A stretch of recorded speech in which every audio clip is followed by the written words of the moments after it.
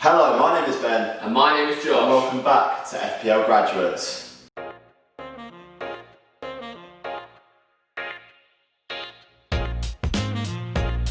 So on today's first episode, I guess you could say, of this sort of format, we've got Glen on. Say hello to everyone, Glen. Hey man, how are you? Finally on the channel, finally. Thank you to technology, I guess. Yeah, definitely. It's a different episode, but this is how it's going to work moving forward due to Corona and everything like that. This is the way we're going to have to do it. Yeah, me and Josh, unfortunately in lockdown together, so you're going to have to put up with me for a bit, lad. But yeah, it means it opens it up. We can have more guests on there. Exactly. Lots of new people coming to the channel. So Glenn, we're going to ask you, why do you support Arsenal? Yeah, I don't know why. I don't know why I'm supporting Arsenal right now at the moment. But I'd say back in, I think, 2004, there used to be like a DVD in the house, like, okay, a tape, when you used to have those videotapes back in the days. And there were 3 videotapes in the house. There was Home Alone, there was Casper, the ghost movie, and there was top 20 football moments in the last 10 years. So I kept on watching that top 20, and there were 2 goals from by Thierry Henry. And I kept watching them, who's this guy? And then one day my mom said, you know what? This guy keeps on watching the same tape throughout.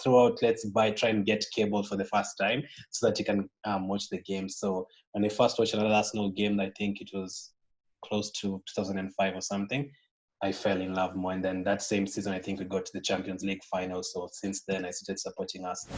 Right, so Glenn, as we know, Arsenal haven't been doing too well recently, but there still are some good Arsenal assets in there. Can you tell us what sort of assets we should be looking at from your club, Arsenal? I'm struggling here.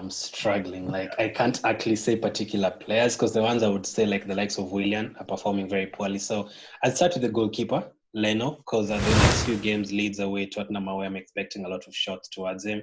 And yes, even when we've lost these games, he's still managed to keep to get 2 points, 3 points because of the save points. So if you want to set and forget goalkeeper, I'd probably go for him.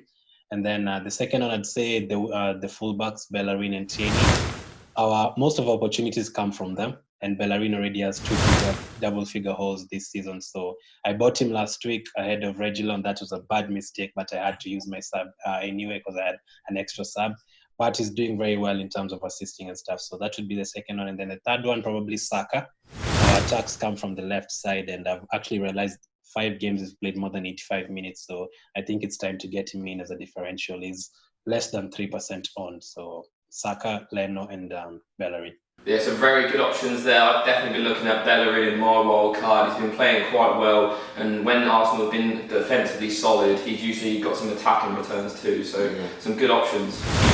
So if you want to pull your team up, or if you know it off by heart from how you did last week. Obviously, McCarthy has been in goal since the start of the season. Another clean sheet, I can't argue with that. The Friday night game, I had McCarthy in goal, and I had Wilson as the Newcastle striker. So either way, if Newcastle would have scored, I was hoping it would be Wilson. So McCarthy is proving to be a good goalkeeper for me. So McCarthy, I had him in goal. At the back, I had Bellerin, as I said, I brought him on for Reguilon. Reguilon actually had a yellow flag. That's why I took him out, because he was 75%. So before Bellerin rose in price, I brought him in. So that was a bad mistake, obviously. And then I had Lewis from Newcastle. It's probably time to take him out now. And then I also had Dan. Now, the story with Dan from Crystal Palace, the previous week, I brought him in because I had an extra sub again, and I didn't really have anyone to bring on. So I imagined he's going to get some chances from corner kicks, and I brought him in. That day against Wolves, he had 2 goal line clearances from his headers. And then this time around, he actually scored a goal. So within 2 weeks, Dan has gotten his first goal in 3 years, and he was in my team. So I can't argue with that. In midfield, I had Zaha. I had you guys saying, I think in your show, 4 goals, you'd expect Zaha to return. So I was really frustrated he didn't get a goal. So I was happy with the assist either way. And then Grealish, he ran us around that pitch, man. He would have had even 6 goals on that day. I had him on the bench, but since Trossard didn't play, he came in for him, and I was glad he came in because he actually had a very, very good game. And then I also had Salah, and then Son in the middle. Son disappointing against West Brom. And then up front, Wilson, of course, got injured, only 2 points. Kane as the captain, and Calvert-Lewin, lucky assist. For Kane and Son, on that Friday, that time I think I was asking you, where's the FPL Fridays episode?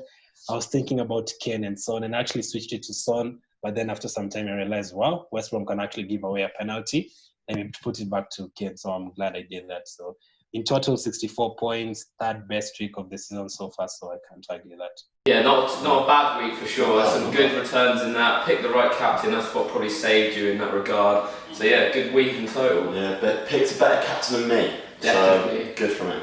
Okay, so it is my favourite part of the show, and is it your favourite part of the show? It's got to be. It has to be. It's my favourite part. It is test your guess. Now, of course, we're not in person, so it's going to be a little bit different, but we're still going to have the 60 seconds, surely, and we're going to see how many Glen can answer. Now, Glen, how confident are you feeling for test your guess? Not very confident, but I'm hoping I get a respectable score. I know Lewis got, I think, something like 2 or 3.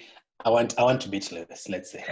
Yeah, I mean, if you beat Lewis, you're already off the bottom of the table in that regard. So the usual Lewis weekly slander, you're bottom of the league in that regard, lad. 3, 2, 1. Who has the most FPL points so far this season for Arsenal? Bellerin.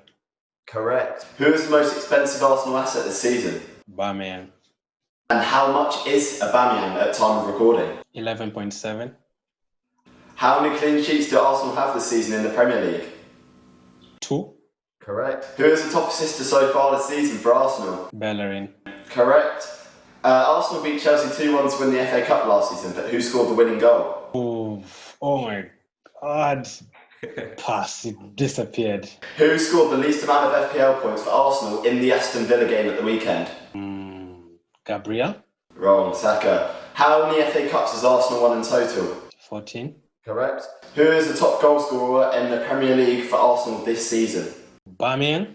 Wrong. That was Lacazette with 3 goals. Yeah, that was not bad from Glen. We'll count them up. Okay, so the scores are in, and Glen managed to get a really respectable score of 6 points. He started off out of the traps flying and got about 4 in a row, which I've not seen from a guest before. The confidence to come out and just hit him out. Glen, how do you feel about that? I wanted more than that. I'm disappointed I didn't get the Aubameyang one, but I think, I guess it's respectable, as you said.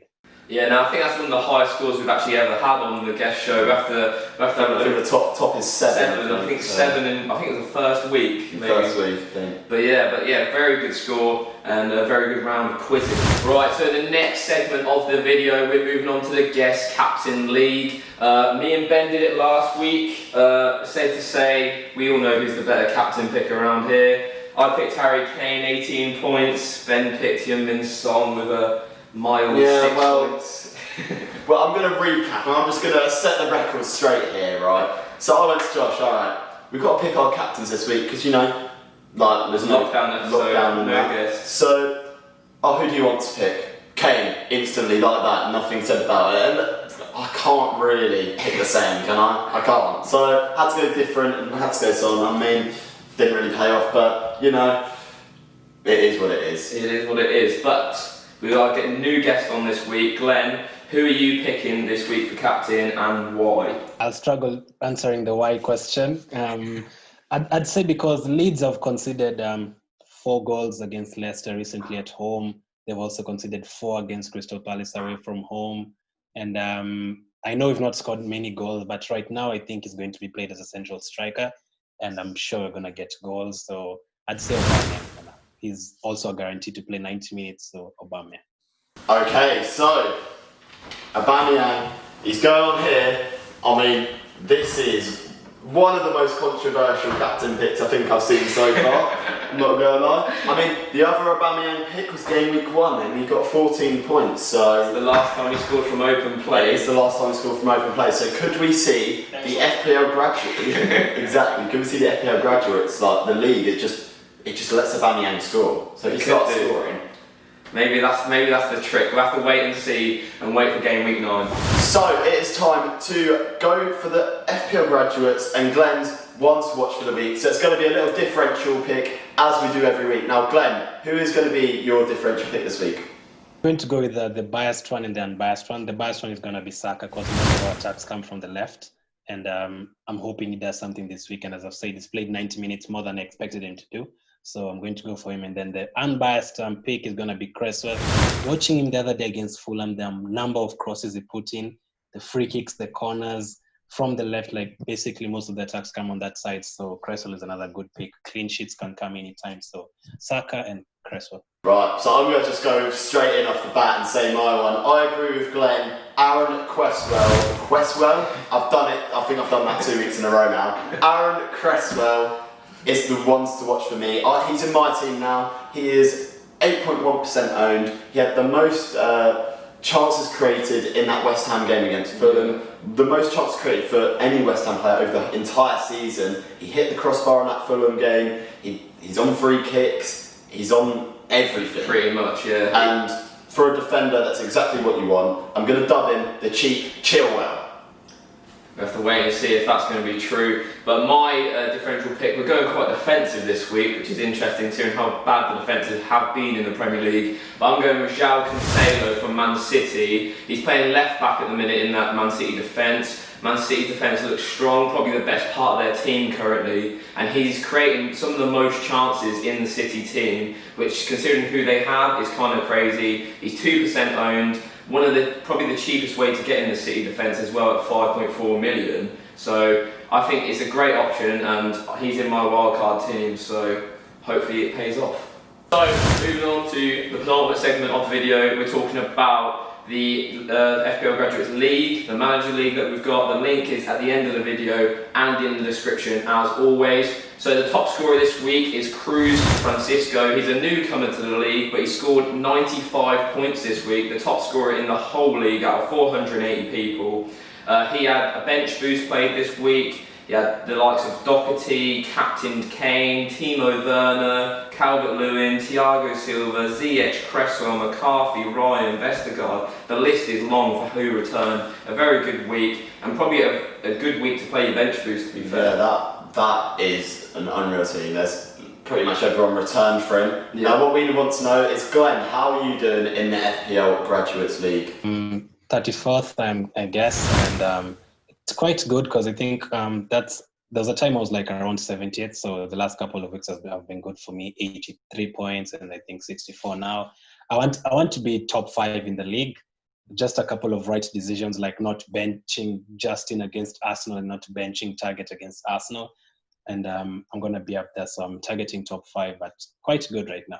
Better than the host. You're not too far off the top 5, to be fair. I just checked, it's about 30-ish points, which easily can make up in a game week if you play well and other players poor. So really, really good to see. Yeah, absolutely putting us to shame at the moment. Me and Josh are really struggling at the moment. Yeah. So not good. But we'll talk about who is at that top of the league, and it is someone called.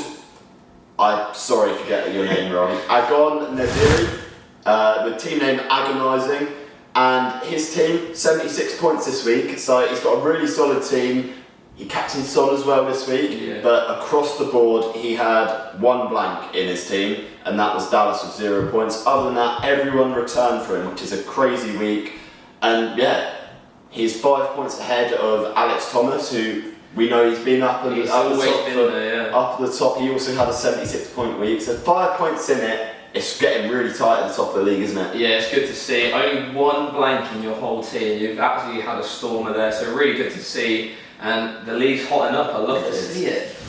Okay, so moving on now, we're going to our fixture roundup. We're going to talk through all the fixtures in the upcoming game week. Obviously not this weekend as it's international break, but the following weekend the fixtures are back. So starting at 12:30, it is Newcastle at home to Chelsea. Yeah, it's going to be a bit more of a difficult one, and I think Chelsea will realise they're really playing well, and if they can keep injuries free, I can see them doing all right. Newcastle do not look that good defensively. The main asset, though, we'll be looking out for is Hakim Ziyech, and can he really produce the form that he produced before the international break? Yeah, I've got him in my wild card currently. Whether he's still there before the end of this game week, we'll have to pay attention to. Chilwell as well. He's been playing very high up in the pitch. The Ziyech crosses to the back post. They mentioned it in the press conference, saying that they're looking at doing that. So I know Chilwell's a bit more expensive, but it could be worth it if he's getting those attacking returns. Yeah, I mean, he's getting a lot of touches in the box, so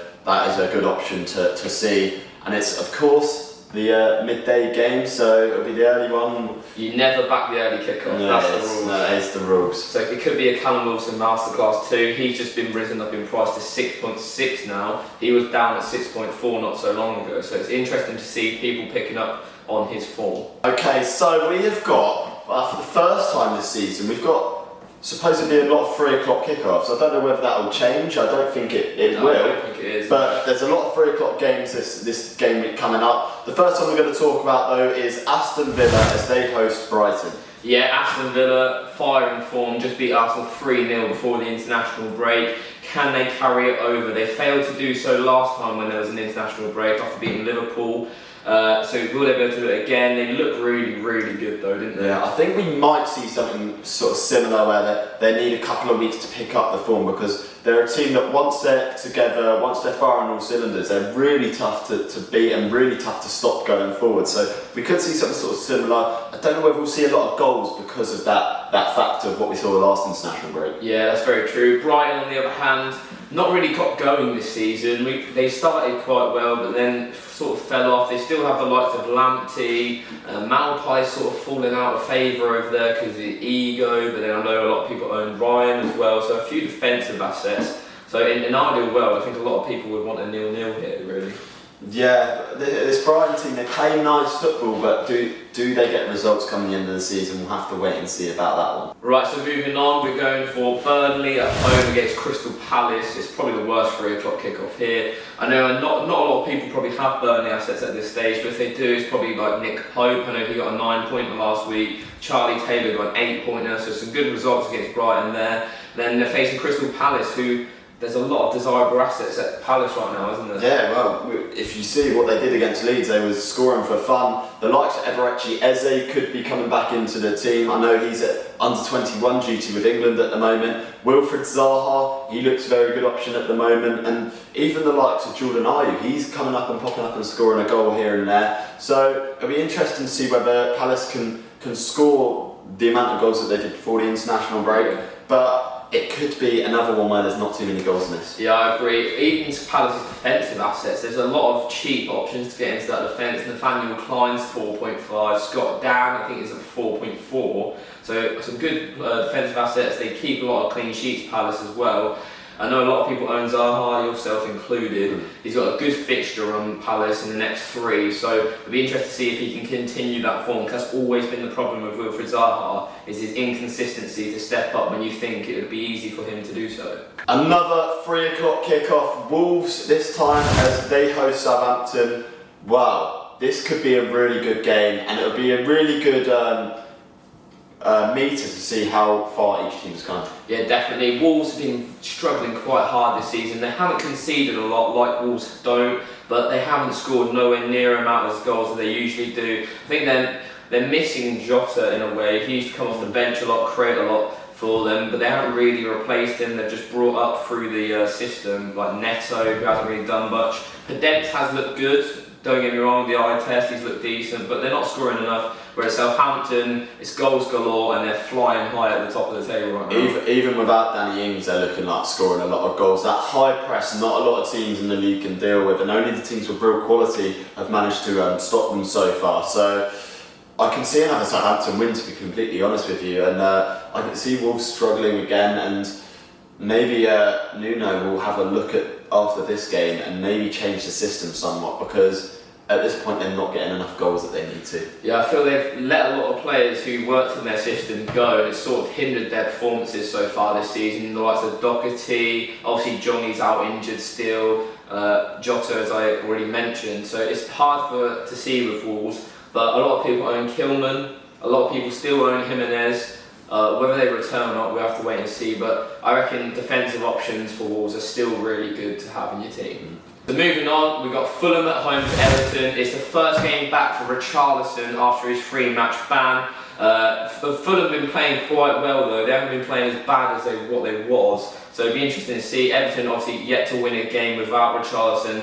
Will his comeback be vital for them? Yeah, I think he's a lot more crucial than a lot of people think in terms of the stats that you're saying. That really supports that. But Fulham over the past few weeks, Scott Parker has shored up that defence. I don't know what he said in training, but he sorted the system out, and I think he knows his back four now, his strongest back four. So I don't know whether we will see a lot of goals in this. I think we'll see Everton struggling to break this Fulham team down. They've looked pretty good defensively in recent weeks. It's just a case of whether Fulham keep it up, because that's going to be crucial to decide the game. For me, I think Everton will surely go win this game. You'll see James dictate play a lot more in this game than he has in the previous more difficult fixtures, where he'll be probably man-marked out of the game, so to speak.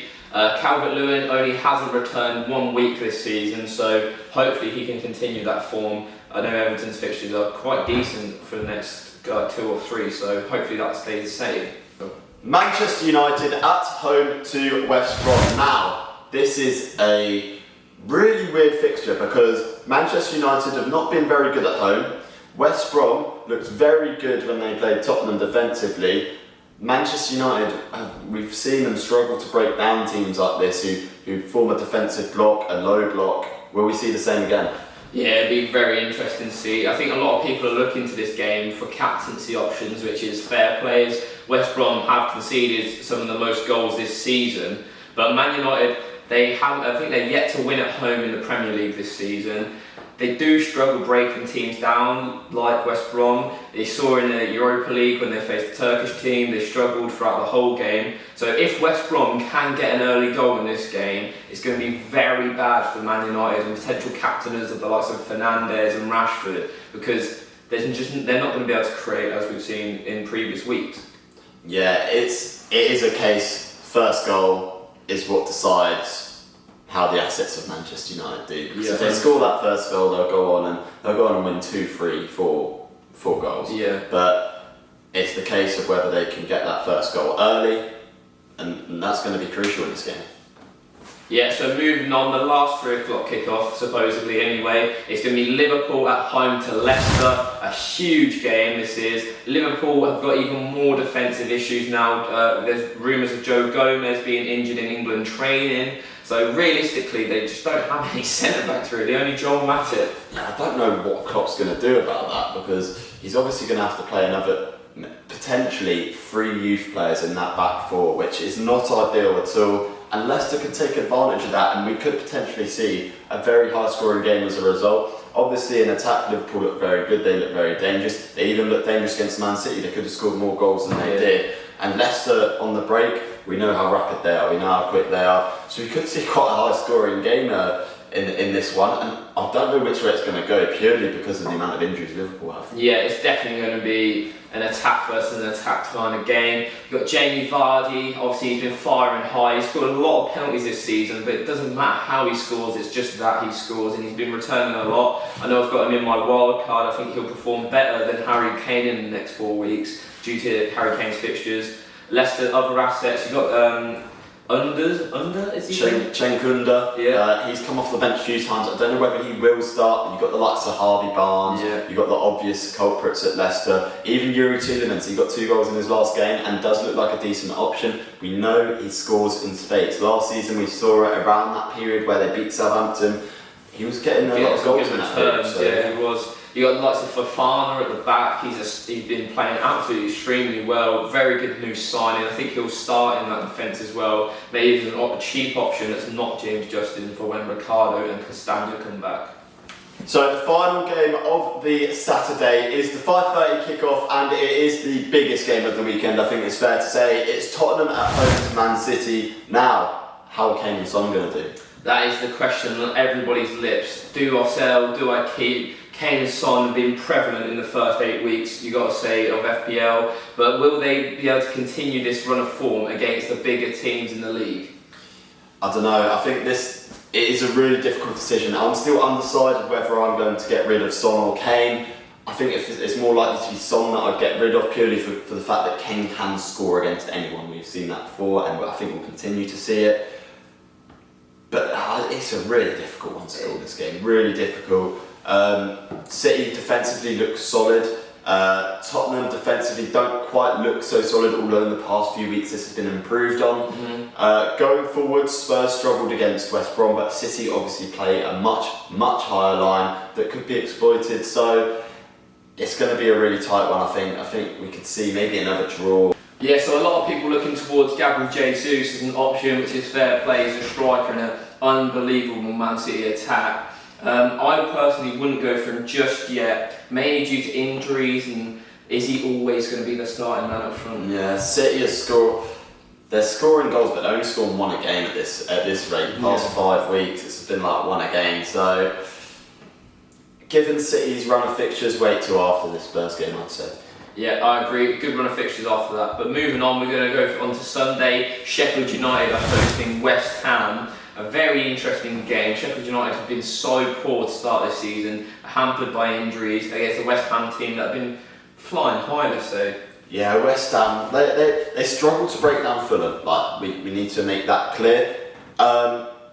Sheffield United really struggled to score, so I don't know whether this is going to be high scoring again. I think this is going to be another low scoring one. West Ham, it depends which team turns up to what happens in the game. They could either win 3-0 or they could scrape a 1-0 or even draw 0-0, to be honest. So it will be a case of which West Ham team turns up at the weekend. Yeah, I think West Ham defensive options, your Cresswells, your Kufals, those kind of guys, you need to play them this week because Sheffield United really struggle to score, and if they do score, it's such like a jammy goal. Like we saw against Chelsea, like a little flick from the deflected shot or something. Like they don't really create. So play your West Ham defensive options this week. The final game of the weekend is the last time these two played was an unbelievable game, and this was in the League Cup. It is Leeds against Arsenal. This could be a really interesting game because I think Leeds are going to win. Big call. Glen wouldn't appreciate that, but yeah, Leeds are a solid side. They did lose 4-1 to Crystal Palace last week, though. That you can't forget that. I know a couple of the goals were a bit like crazy, so to say. They got unlucky with the offside from Bamford and stuff like that, but it didn't look good. And Arsenal, again, they don't look great. Lost 3-0 to Aston Villa. So both teams coming off a bad return. I think the international break's come at a good time for both teams to regain momentum. But I think Arsenal will come away winners with this one. I think they'll play a good system against Bielsa. If they sit back and just get them on the counter, they have the players to do that, and I think they'll win eventually. Yeah, it depends what style Arteta wants to set up with. I totally agree with you there. If they set up to sit back, soak up pressure, they'll win. But does Arteta really want to play that way? And I think Arteta really likes to have possession of the ball and move the ball in a way that potentially could play into Leeds' hands. So it does depend on this system that Arsenal go to Ellen Road with, and if they have a game plan to do this, they're going to come away. That rounds up another game week and another FPL Graduates FPL Fridays. We hope you've enjoyed it. Glenn, thank you for coming on. I hope you've enjoyed yourself. I'd like to be back anytime soon to correct my 6 points. I want a 10-pointer in the next few weeks, and thanks for having me. Always a pleasure working with you guys. Yeah, hopefully we'll have Glenn back on soon. As always, please like, comment, subscribe. Go and follow our Twitter. We're getting near to 600 followers? Yeah, we're getting near to there. Go follow our TikTok. We're getting near to 11,000 followers. So it's all going well. I've been Ben. I've been Josh. I've been Glenn. And we'll see you later.